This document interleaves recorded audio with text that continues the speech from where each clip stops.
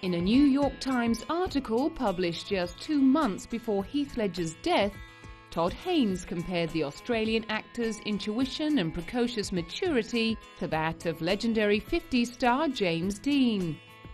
The director of I'm Not There had no idea that an even more startling similarity was about to elicit further comparisons between the two actors, and add Heath Ledger's name to the list of tragic stars destined to remain forever young. Those who had the privilege of working with him remember Heath with affection. He immersed himself completely. He had just a fantastic time making this movie. I did too with him. You know, we very much enjoyed watching each other, our performances, the immersion in it. He's created this anarchic, Sid Vicious-like punk rock Joker, unlike any Joker that's been seen before. I think it's a real classic portrayal that will be remembered for ages. Heath Ledger never had trouble being remembered, even at the very beginning of his career. Thanks to his heartthrob good looks, he found early success in soaps like Aussie drama Home and Away, after moving to Sydney from his hometown of Perth while still in his teens. After a stint on US fantasy series Raw, he was noticed by Australian director Gregor Jordan, who cast him opposite screen veteran Brian Brown in the crime caper Two Hands. The film was a success, both in Australia and overseas. Other roles quickly followed, including a chance for Heath to realise a dream and work with one of his childhood heroes, fellow Aussie Mel Gibson on The Patriot. Oh, he's a national hero, you know. Yeah, he does, and never in a million years did I imagine that I'd be working with him. You know, of course I grew up, you know, watching all these movies, Mad Max and Gallipoli, and you know, I tell you what, you know, he was the guy who bridged the gap between the two industries for us, so, you know, he's a man. Another period piece followed, this time a comedy. He spent several months in Prague filming the rollicking hit A Knight's Tale. The film was a big hit, and Heath found himself scaling Hollywood heights at a rate even he hadn't imagined. I guess not. I don't know if you imagine it. You just strive for your next job, and that's it, and that takes you to here, you know, and that's really it. I don't know. I never really had one goal. I never, you know. Even at this early stage in his career, the young actor had his eyes on the bigger picture and was determined to be more than just a young Hollywood heartthrob. I have made a conscious effort to kind of slow down my career in a way. I mean, I had an opportunity to take other paths, but I just, you know, and once you're on top, there's only one place to go. So I don't really want to be there, and I don't know, I'm not that ambitious. I don't really want to go out and buy skyscrapers, so I'm not, you know, looking for that kind of career. Determined to steer himself away from the pin-up boy roles, he surprised everyone by turning down a string of high-profile roles, including Spider-Man. In 2003, he teamed up again with Two Hands director Gregor Jordan. Just like in Two Hands, Heath was cast as an outlaw on the run, but this time the outlaw was an icon of Australian folklore, Ned Kelly. Heath, he sort of found something as an actor that I'd never seen before, and I hadn't actually seen before in him as a guy. You know, he kind of accessed a darkness and I guess a sort of a rawness of spirit that, you know, was really important and really fundamental to Ned's character. Despite the fact that Ned Kelly would not find a release outside of Australia, Heath was rapidly becoming big news.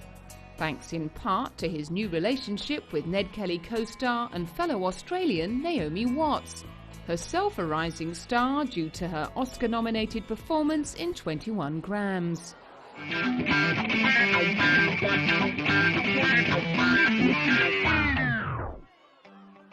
Determined to take only the roles that interested him, Heath proved that fame and fortune were low priorities, when in 2005 he turned down the title role in Oliver Stone's big-budget epic Alexander. Instead, he took a role in Catherine Hardwicke's independent feature, Lords of Dogtown. However, his next film would have a considerably larger budget and profile. But the only reason Heath signed on was his admiration of the film's director. The film was The Brothers Grimm, and the director was the irrepressible Terry Gilliam. And I was a big fan of Monty Python, and I so desperately wanted to be in, The Holy Grail and Life of Brian.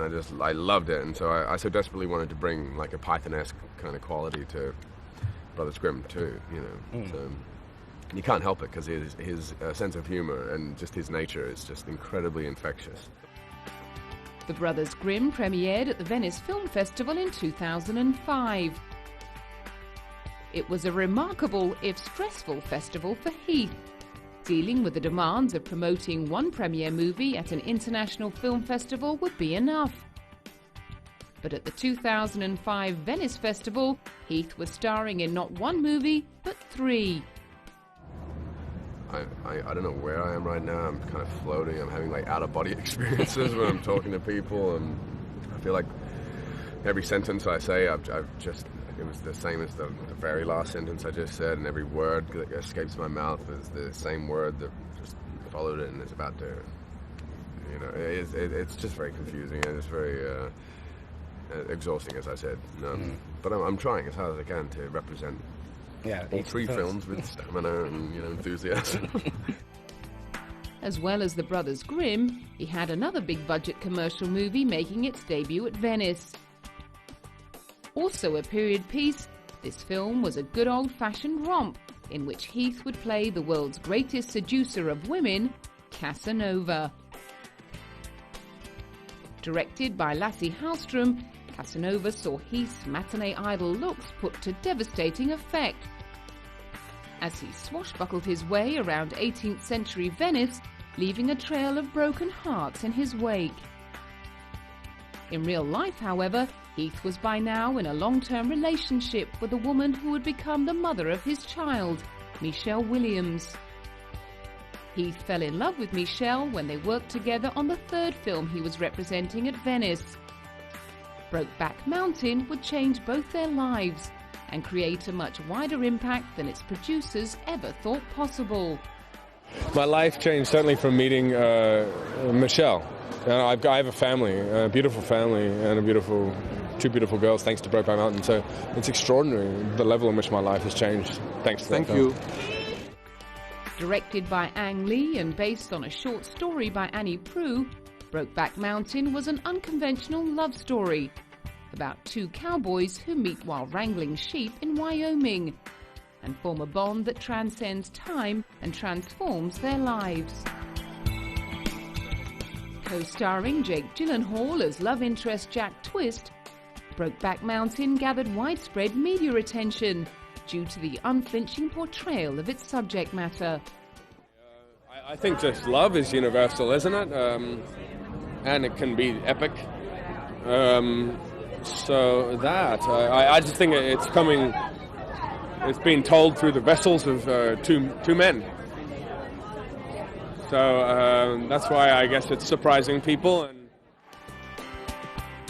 It soon became apparent that Brokeback Mountain was much more than a gay cowboy movie.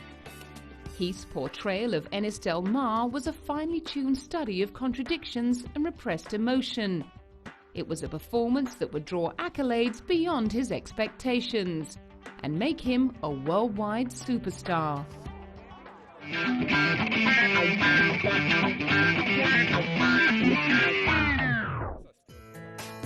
Honours and awards for Heath's performance in Brokeback came in thick and fast. In early 2006, the Santa Barbara Film Festival singled him out for a special award for Breakthrough Performance of the Year. When I saw Brokeback back in September, actually, at Telluride Film Festival, I thought his performance was breathtaking. I loved the film then, and I love his performance. I thought it was one of the best performances of the year. And we had to have him, so we invited him then. True to form, Heath downplayed the attention. As he told Variety reporter Pete Hammond after receiving the award, his attitude to awards in general was to keep them at a distance and not give them undue emphasis. Through the whole award season, there's so much going on, and there are so many different awards that it all becomes one thing. It all just blurs into the same thing, and it's surreal, and it's like, a real false sense of both success and failure at the same time. Like many actors, Heath was of the opinion that the craft of acting is so unique that to put one performance into competition with another is simply not the point. But he found that despite his personal views, awards were just another part of the job at hand. You're being thrusted into competitions, and a race, and you're looking left and right, and all your competitors are actually competing in different sports, and you're all starting at different places, and you're not ending at the same line, but you're all in the same race. You don't want to be in a race, but you are. Both Heath and Michelle received Oscar nominations for their roles in Brokeback Mountain. Heath for Best Actor and Michelle for Best Supporting Actress. The best part and the easiest part of this whole season is the fact that we've had each other's hands, and it's been easier because we've been making it about each other, and instead of focusing on attention. It's much more enjoyable when it's about Michelle for me. The film gathered a total of 8 nominations at the 2006 Academy Awards. It won 3, for Best Score, Best Writing and Best Achievement in Directing for Ang Lee. Heath lost out to Philip Seymour Hoffman in Capote, but that didn't stop the scripts and offers from flooding in. As soon as Brokeback Mountain was in the can, Heath made another film, Candy. A much smaller project, but with no less challenging subject matter. The debut feature for Australian theatre director Neil Armfield, Candy told the tough and at times shocking story of Dan and his girlfriend Candy, played by fellow Australian Abby Cornish, whose lives descend into living hell because of their dependency on heroin. As usual, Heath went outside his comfort zone for some gritty research on the subject. We met up with a few people. Like, there was a gentleman that I spent time with who's has been and still is a junkie. He's been a junkie for like 25 years. And he taught us how to use all the paraphernalia and not on ourselves. He actually had a prosthetic arm originally they were designed for medical use, training nurses and stuff like that. But they had one at this clinic where they teach kids how to actually inject drugs safely. Go figure. Heath's next film would be considerably lighter than the dark world explored in Candy. But like all of his later films, it placed artistic integrity right at the forefront. Directed by Todd Haynes, I'm Not There used 7 actors to portray different aspects of the personality of cult singer-songwriter Bob Dylan. Immediately after I'm Not There finished shooting, Heath had to turn his attention to a much more physically and psychologically demanding role, that of the Joker in the 2007 Batman adventure The Dark Knight. To prepare for the role, it was widely reported that Heath locked himself in a hotel room for a month and experimented with different voices and physical characterizations. Whatever he did, it worked, and Heath had a ball along the way. It's just been stupid amounts of fun, and he's dark, very nasty. He's a psychopath, sociopath, mass murdering clown, and it's really coming together. And the movie looks amazing. It's a lot darker than the first one, and I think a lot bigger too. He also found inspiration among his fellow cast members. As the Joker, Heath had the opportunity to work with screen legends like Gary Oldman and Michael Caine. The actors are phenomenal. Like working with Gary Oldman, and it was a dream for me. And Michael Caine and Christian Bale, who even in a bat suit manages to, give these amazing performances. And of course Maggie Gyllenhaal and Aaron Eckhart and Morgan Freeman, and you know, it's just stupid. It's an incredible cast, and I think you'll.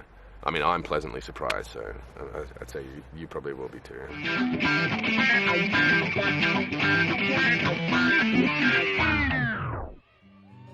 Tragically, Heath would not live to witness the widespread acclaim heaped upon his maniacal portrayal of Batman's nemesis. On Tuesday, the 22nd of January 2008, he was discovered unconscious on the floor of his Manhattan apartment. Paramedics were unable to revive him.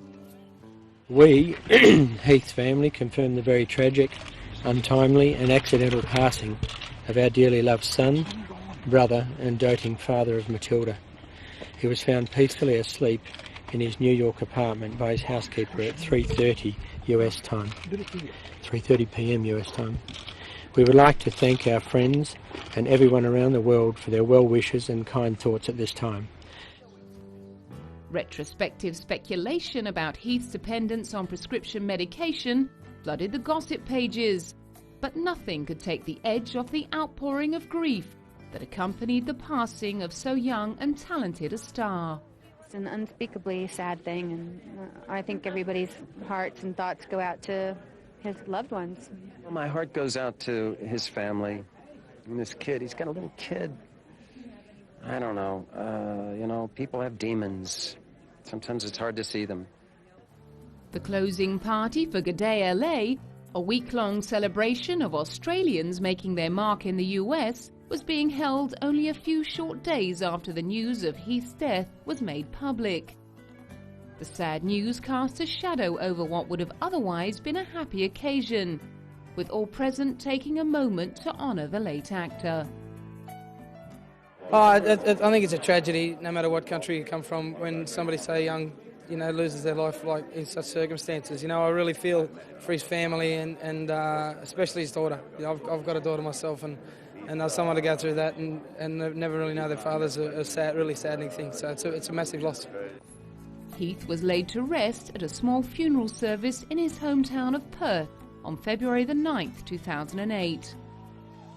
Perhaps the most fitting tribute came from his friends, who said their final farewells with a swim at Heath's favourite beach, remembering him as the sun went down on a brilliant career cut short. But for his legions of fans, he would live on in the characters he'd immortalised on screen, the most acclaimed of which was still to come, in the form of the chillingly psychotic Joker in Christopher Nolan's Batman sequel, The Dark Knight. Released 5 months after Heath's death, it set the record for the highest-grossing opening weekend of all time in the US, earning approximately $158 million. It became the fastest film in the history of American cinema to reach the $400 million mark on its 18th day of release. The Dark Knight has gone on to become one of the highest-grossing films of all time, earning close to $1 billion at the box office. Christian Bale, who played Batman, was full of praise for Heath's sinister performance. He immersed himself completely into it. It was a real joy working opposite him and seeing, you know, once he was in his makeup, he was the Joker the whole way through. Once he took it off, he was Heath, you know, and he was great company. But when he was in it, he stayed in it. Director Christopher Nolan revealed that seeing him bring the Joker to life on the big screen brought home the huge differences between the real-life Heath and his demonic alter ego. But it wasn't only Heath's colleagues who came out in vocal support of his potential nomination for a posthumous Oscar. Sandy Cohen, entertainment reporter for Associated Press, also weighed in on the campaign. He gives an amazing performance. It's the performance of his career, and sadly it's his last. And I think that awards voters may consider him come time. I mean, he steals the show. He steals the show from Batman. He ended up winning the award for Best Supporting Actor. But in fact, it wasn't his last visit to the big screen. His death had come in the middle of filming Terry Gilliam's fantasy film, The Imaginarium of Dr. Parnassus, in which Heath played a mysterious member of a travelling theatre troupe. After his death, the role was recast to have Johnny Depp, Colin Farrell and Jude Law play physically transformed versions of Tony. The film was finally released in late 2009.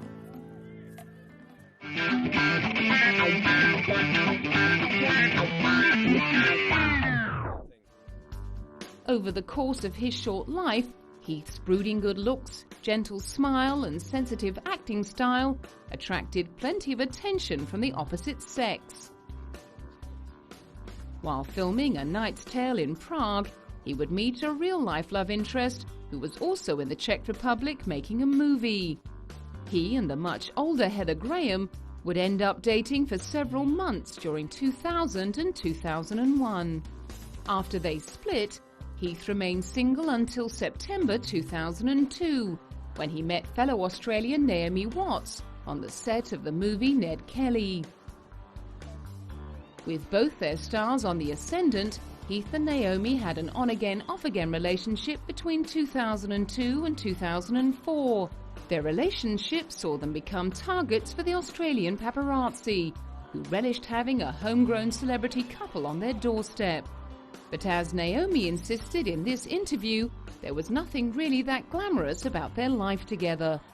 We slob around, we cook, we entertain our friends, we have dogs, we clean up their poop. It's just a really ordinary life that anyone would be able to relate to. Perhaps a little too ordinary for Heath, who at 10 years her junior was well known for his love of the nightlife, prompting Naomi to call a wrap on their relationship in 2004. In spite of his penchant for partying, he felt ready to settle down when he met the great love of his life, Michelle Williams. Heath and Michelle met playing husband and wife in 2005's Brokeback Mountain. In October that year, Michelle gave birth to their daughter Matilda Rose. While Heath and Michelle were never officially married, they were often spotted wearing wedding bands, which fueled speculation they may have married in secret. But in September 2007, it was confirmed that the couple had ended their relationship. According to reports, the split was amicable, although rumours later surfaced about a rift due to Heath's problems with drug abuse. After they went their separate ways, Heath moved into a $23,000 a month loft in Manhattan, the apartment where he would be found dead only a few months later. Away from his family, Heath was linked with a string of beautiful women, such as models Helena Christensen and Gemma Ward. He was also rumoured to be involved with former child star Mary-Kate Olsen. And shortly after Heath's death, Mary-Kate issued a statement that read, "Heath was a friend. His death is a tragic loss." Over the years to come, that tragic loss will perhaps be felt most keenly by the woman in his life who never got to know him, but whom Heath clearly loved most of all, his daughter Matilda Rose.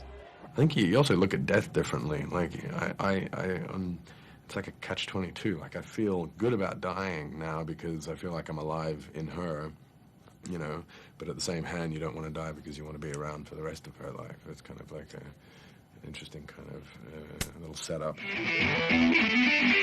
Come on!